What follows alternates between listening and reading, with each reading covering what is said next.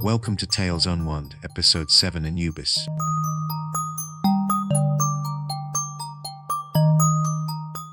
You stand at the threshold of a room that has no business being open. The air here has not moved in 3,000 years. It tastes of resin, and of stone, and of something older. A single oil lamp burns in a niche by the door, its flame leaning sideways in a draft that is nowhere to come from. On the long table at the center of the chamber, a body is laid out in linen.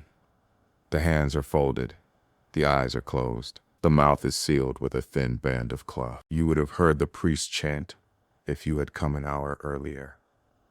You did not. You came now. At the foot of the table, a figure stands very still.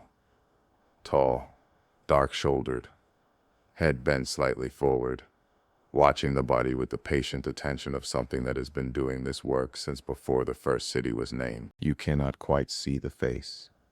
The lamp does not reach that far, but you know the shape. Long muzzle, pricked ears, the silhouette of a jackal where a man's head should be. He does not turn to look at you. He does not need to. This is his room. This is his hour. You are simply the latest visitor in a procession that runs all the way back to the beginning of writing itself. Welcome to the threshold. His name is Anubis. Long before the gods of Greece were named, long before the prophets of the desert wrote down their commandments, before the walls of Troy were dreamed of, the people who lived along the Nile were already burying their dead with great care. They built tombs into the bedrock of the western desert. They painted the walls with prayers, and in those prayers again and again, one figure attended to the corpse. One figure stood at the door between this world and whatever waited on the other side. We can date him. The earliest unmistakable references to Anubis appear in inscriptions from around 2700 BCE. That is the Old Kingdom of Egypt, the time of the first great pyramids. To put that in perspective, Anubis was already an old god when the first stone of the Great Pyramid of Giza was set in place. He was already an old god when Abraham, in another tradition, was said to have walked out of the city of Ur. He is, by the written record, the oldest god of the dead anyone has ever named. When Osiris later rose to prominence as the green-skinned king of the afterlife, Anubis did not vanish. He simply stepped back from the throne and returned to the work he had always done. He kept the threshold. The Egyptians wrote their oldest religious texts on the walls of pyramid burial chambers, carved into the limestone in vertical columns of hieroglyph. We call them the pyramid texts. They are the oldest religious writings on earth. And in those texts, again and again, the dead king is told that Anubis is waiting for him. Anubis will receive him. Anubis will guide him through the corridors of stone into the country of night. Think about that for a moment. The first thing humanity ever wrote down about the gods, and one of the very first names on those walls, is the name of the one who stands beside the corpse. Before we had stories of creation polished into shape, before we had a coherent pantheon, before we had a word for priest in any of the languages we still understand, we had this, a figure in jackal form, patient, silent, watching the dead. That is how he begins. Why a jackal? It is worth pausing on, because the answer is not obvious. The Egyptians did not pick their animal gods at random. Each one had to earn its skin. To understand the jackal, you have to picture the Egyptian cemetery as it actually was. Not a museum, not a mausoleum. A stretch of pale desert at the edge of the green valley, the sand baking white in the day and cooling fast at night. The graves were shallow at first. The poor had no stone tombs. They had a hole, a body wrapped in reed mats, and the mercy of the sand. And in that desert, at dusk, the jackals came, long-legged, yellow-eyed. They moved in pairs and threes along the dunes, sniffing at the disturbed earth. listening for what the day had buried. If you had been there at the edge of the village in those late blue minutes after the sun had gone but before the stars had come, you would have heard them, not howling. The Egyptian jackal does not howl the way a wolf does.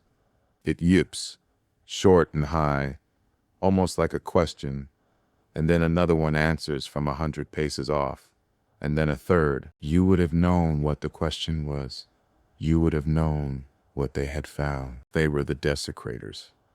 They were the thing the living feared in the corner of every funeral. In the morning, the families would come back to the grave and find the sand scattered, the linen torn, the work of grief undone overnight by yellow teeth. So the Egyptians did what the Egyptians always did when something terrified them. They gave it a god.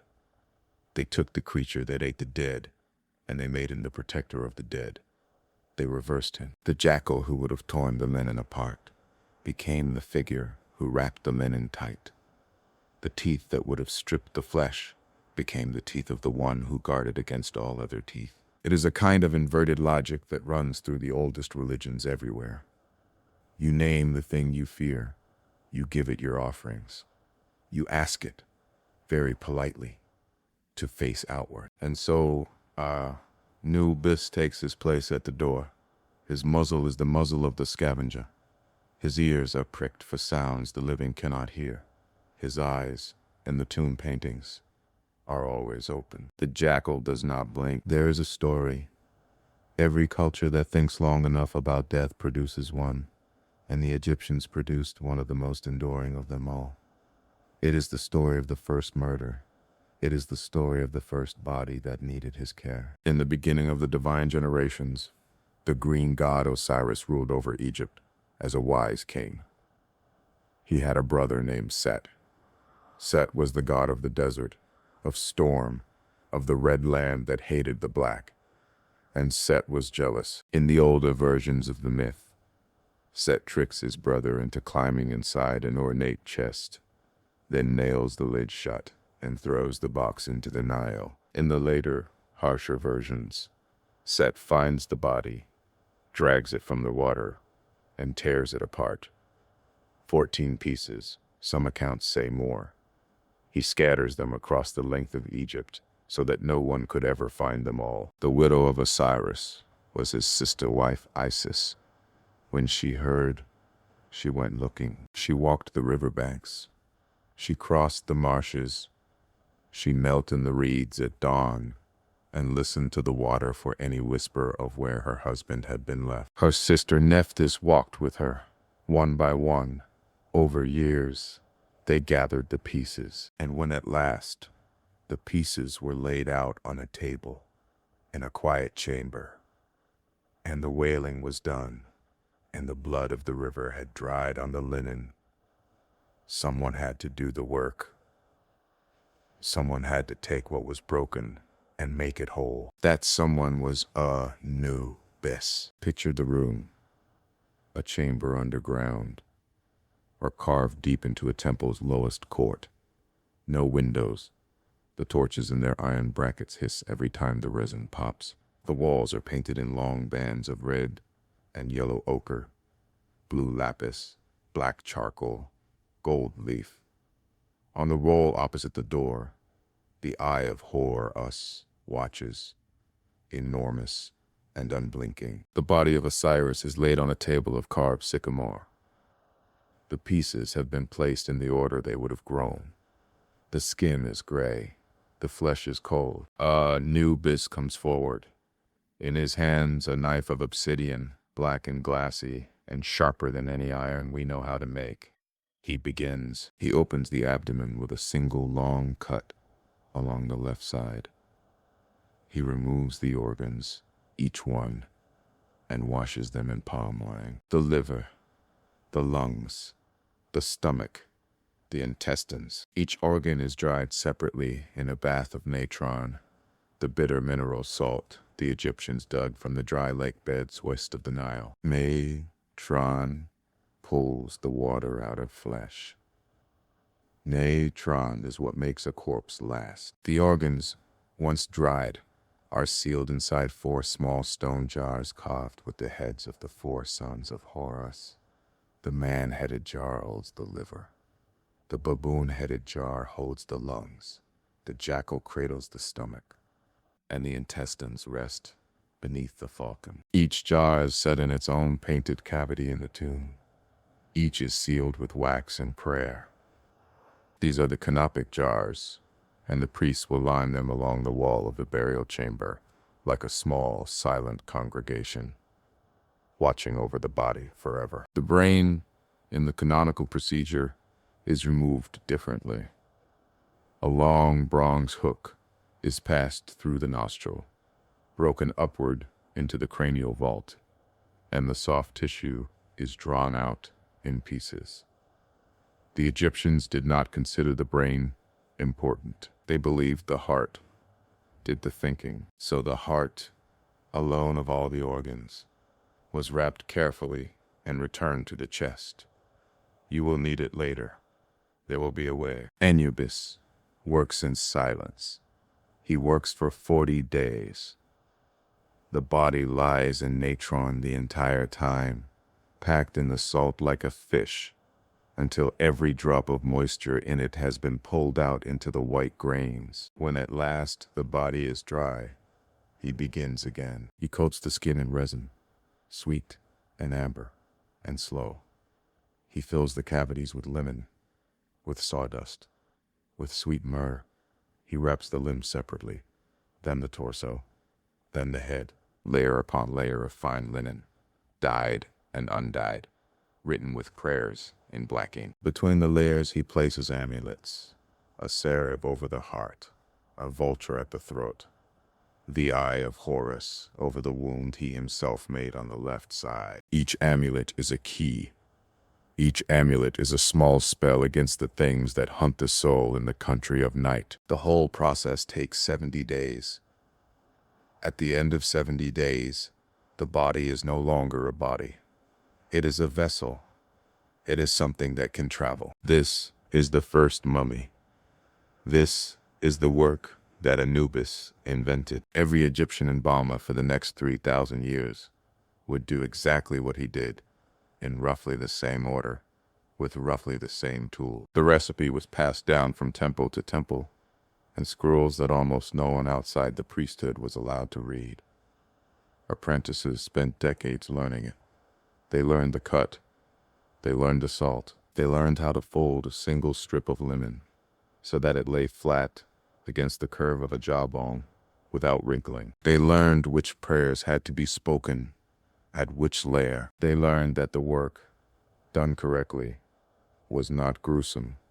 The work done correctly was a kind of love. Because the goal of all this, the entire reason any of it existed, was simple. The Egyptians believed that the soul could not survive without a body to come home to. Burn the body, lose the body, let the body rot, and the soul had nowhere to land. It would drift. It would forget itself.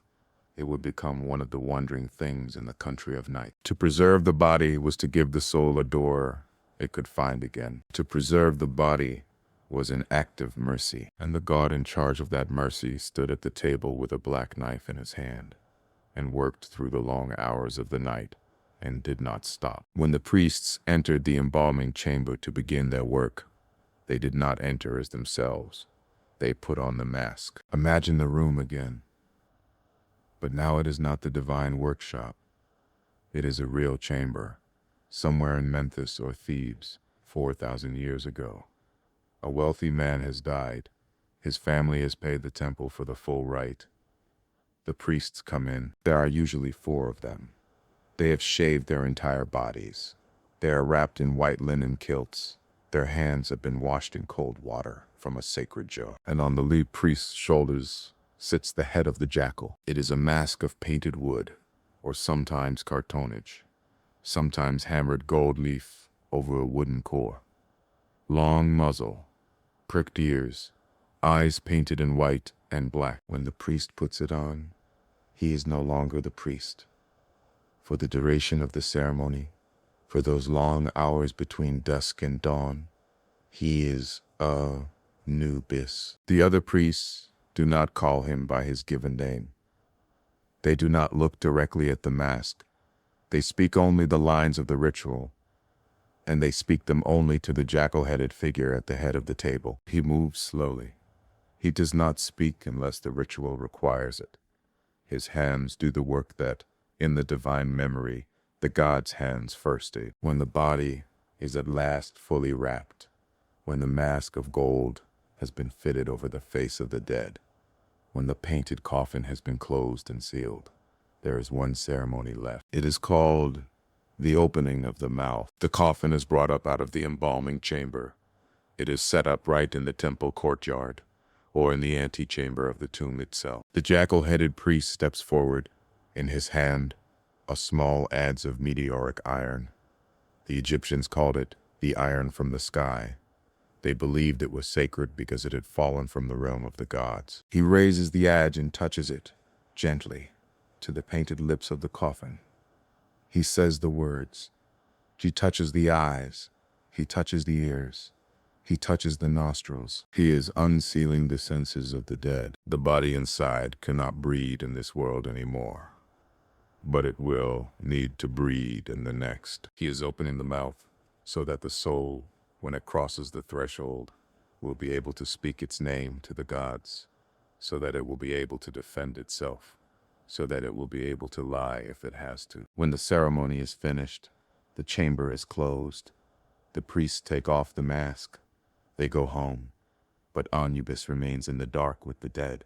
He always remained. What happens next is the part of the story the Egyptians spent the most time describing, because what happens next is judgment. The soul, freshly unsealed, leaves the body and walks. It walks down a corridor that exists in no map, through a country called the Duat, the Egyptian underworld. The Duat is not hell. It is not paradise.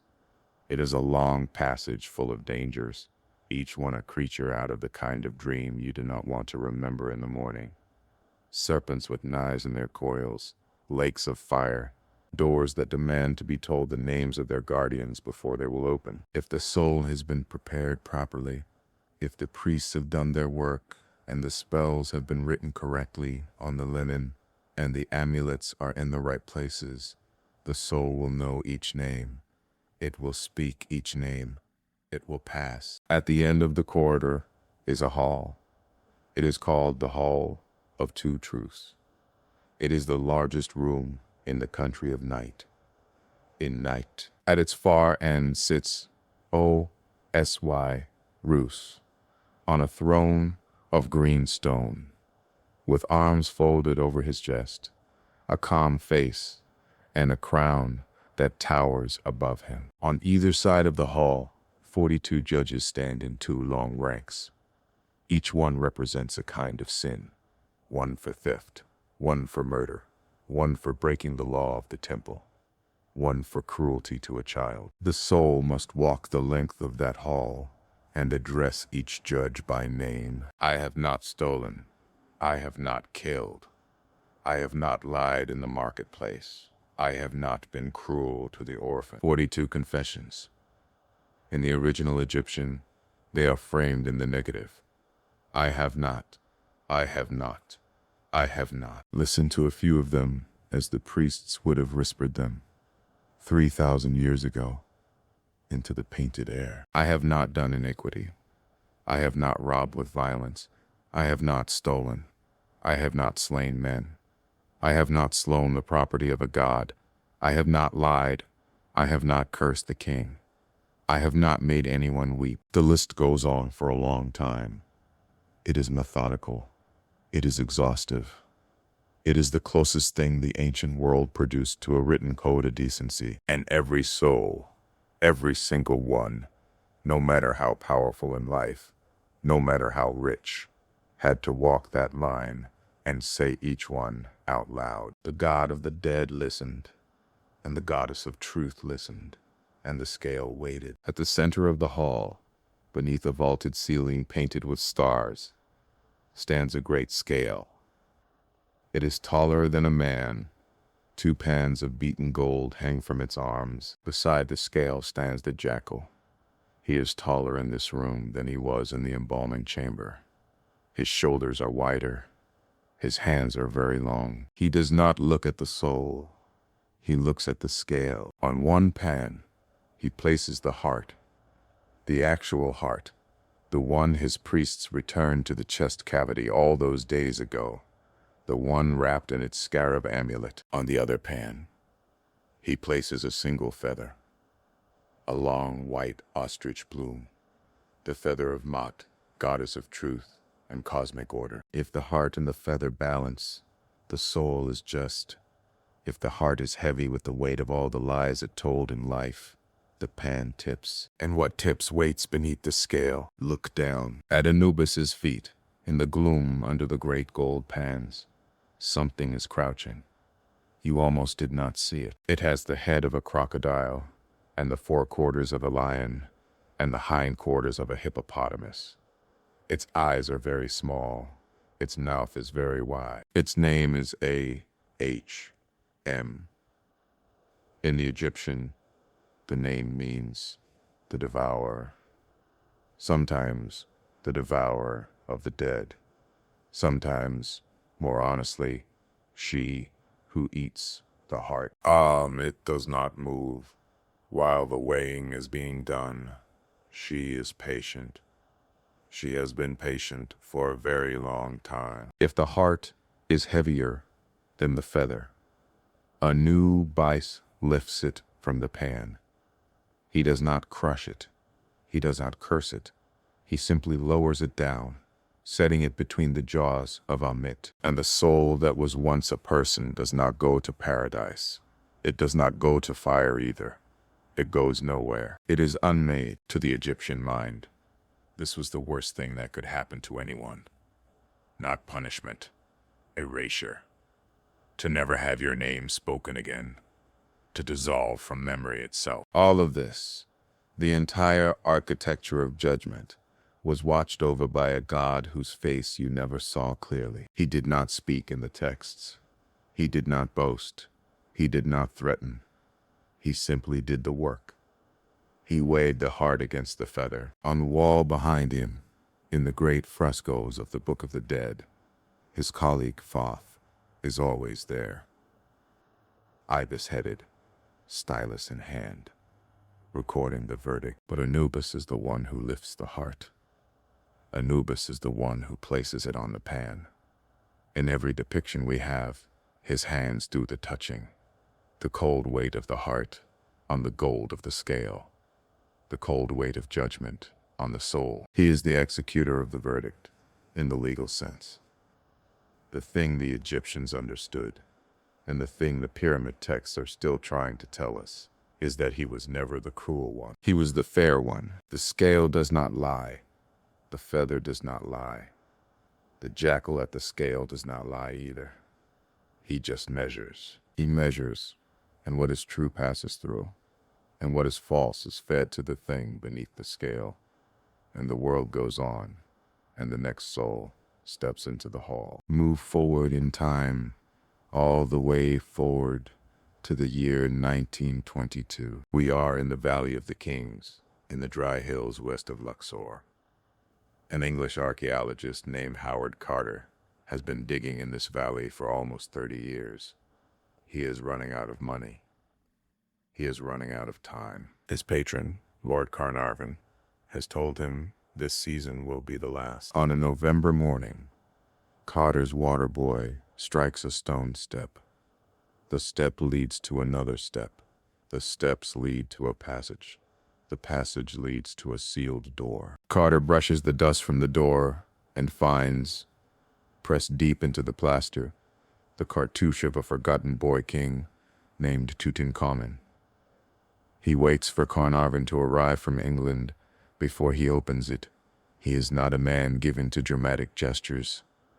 He simply will not go in alone. When at last they make a small breach in the upper corner of the inner door, Carter holds up a candle. Behind him, Carnarvon asks the question that has become one of the most quoted in archaeology. "Can you see anything?" Carter, for a long moment, says nothing. He is looking.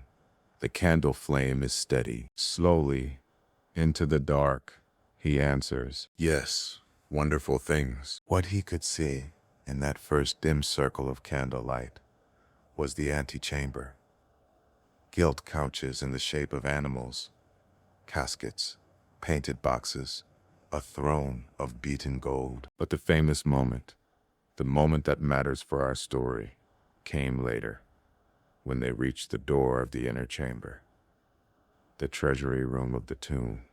When that door was opened, the lamps were lifted, and the first thing the lamps illuminated was him. Anubis, a life-size figure of the jackal, carved from wood and overlaid with black resin, his eyes inlaid with calcite and obsidian, his ears pricked, his head turned to face the doorway. He had been sitting on a gilded shrine in that room for 3,200 years, in total darkness, watching. When the first beam of electric light from the early 20th century fell on his face, the obsidian of his eyes caught it and threw it back. The men in the doorway took an involuntary step backwards. One of them, in his journal that night, wrote that for a heartbeat he was certain the figure had been waiting for them specifically. He was, of course. That is the work. That is the entire job description. You can still go and see him, if you want. He is in a glass case in the Grand Egyptian Museum in Cairo, and the modern lights, by museum convention, are kept low. The crowd files past in a slow line. Most people do not stop. They photograph him and move on. But every now and then, someone will pause. They will look at him too long. They will feel, for a second, they cannot quite explain, that the figure in the case is also looking back. He is. That has not changed. When the Greeks came to Egypt, they brought their own gods with them. When Alexander conquered the Nile Delta in 332 BCE, he set up a Greek dynasty in a Greek city called Alexandria, and for the next 300 years, Greek and Egyptian theology had to find a way to live in the same temples. Some gods translated easily, some did not. Anubis was always going to be a difficult fit. The Greeks did not have a god of the dead with a jackal's head. They had Hermes, the messenger, who escorted souls down to Hades. So the Greeks looked at Anubis and his Egyptian temple, and they looked at Hermes and their own theology, and they did what people always do when two religions meet at a port city. They merged them. They produced a new god, a syncretic figure for the new world, and they called him Hermanubis. Hermanubis is what Anubis looks like when he has to walk the streets of the Roman Empire. Statues survive of him from the 2nd and 3rd centuries of the Common Era. He stands in a Greek tunic, a herald's staff in one hand, a palm leaf in the other. But the head, in nearly every surviving statue, is still the head of the jackal. He could not give that up. Travelers carried small bronze figurines of Hermanubis from Egypt to Rome, from Rome to Carthage, from Carthage to the ports of southern Spain.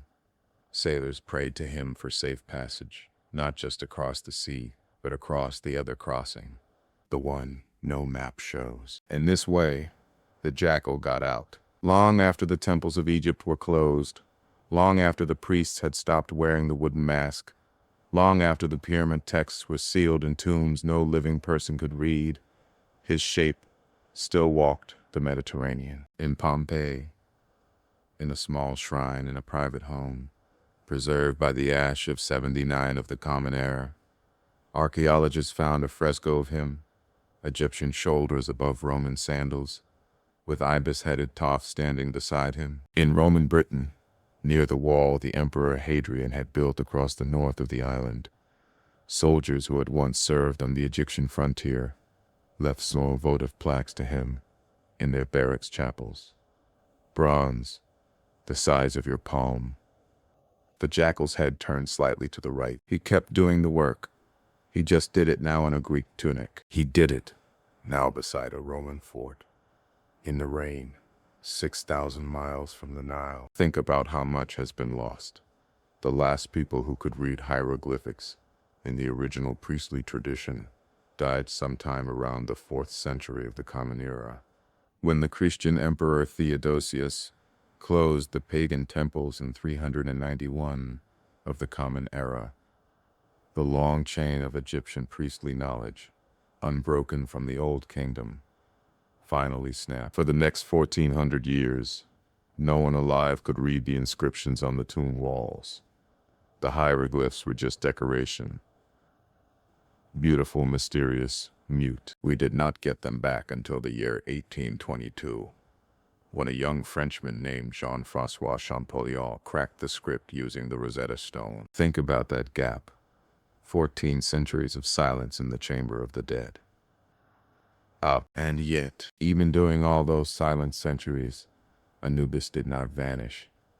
He showed up in medieval European bestiaries as a strange dog-headed saint. He turned up in Renaissance occult manuscripts. His name copied wrong, his attributes scrambled, but his shape unmistakable. When Napoleon scholars came down the Nile with their notebooks at the end of the 1790s, the first paintings they sent back to Paris included his face.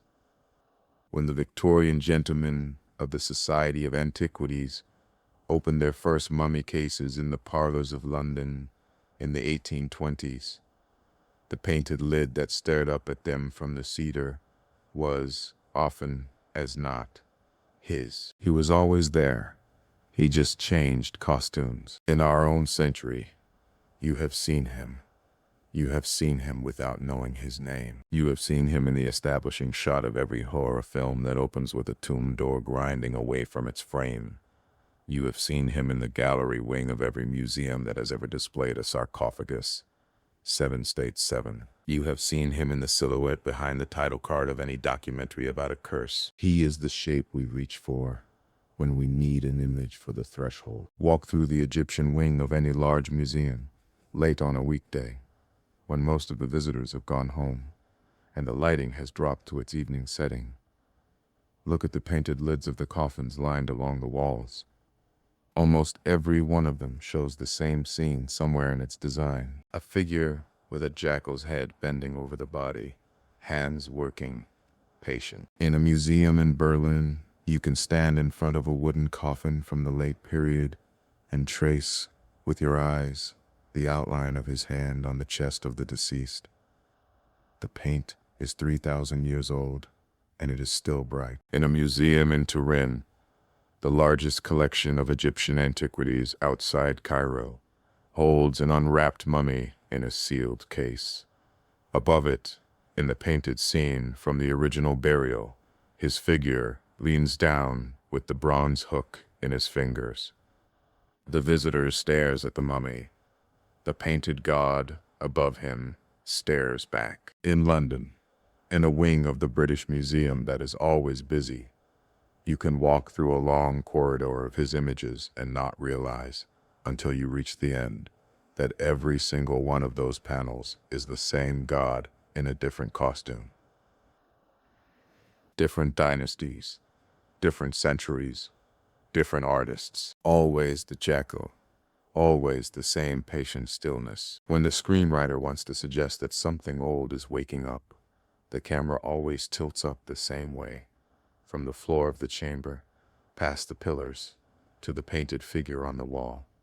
Long muzzle, pricked ears, hands resting on the lid of the coffin. He does not need a credit. He does not get one. He is older than copyright. And yet every modern story about the dead, about the underworld, about the soul on its way somewhere, is borrowing from him. Sometimes it borrows the scale, sometimes the cord aligned with judges, sometimes the simple, devastating idea that what makes you who you are can be weighed. He is the original. Every other psychopomp, every guide of souls in every later mythology walks in his shadow. So here we are at the end, back at the threshold where we started. Back in the embalming chamber that has not been opened in 3,000 years. You stand in the doorway. The lamp in the niche is still leaning sideways in the draft that has nowhere to come from. The figure at the foot of the table is not moved. You realize, looking at him in the low gold light. What it is that the Egyptians knew, and we are still trying to remember. The first thing humanity ever wrote about the gods, the very first record, the very oldest entry in our shared book, was about the one who stands beside the body. Not the king of the heavens, not the maker of the world, not the lover, not the warrior, not the trickster, the undertaker. We started there. We started with the figure at the door of the tomb, calm and patient, hands folded, jackal-headed, watching to see what would come for the dead. Cry, be. Maybe that tells you something about what we were most afraid of at the very beginning. Or maybe it tells you something about what we needed most to believe, that somebody was on duty, that when the moment came, and the linen was wrapped, and the door was sealed, and the lamp burned low, somebody whose job it was had been doing it forever, and was not going to leave the room. His name is Anubis. He is older than your alphabet, older than your gods, older than every story you have been told about death since you were a child. He has not left the room yet. He is not going to. The lamp burns low. The jackal does not blink. Thanks for watching today. If you liked this podcast, please remember to like and subscribe, and remember the stories.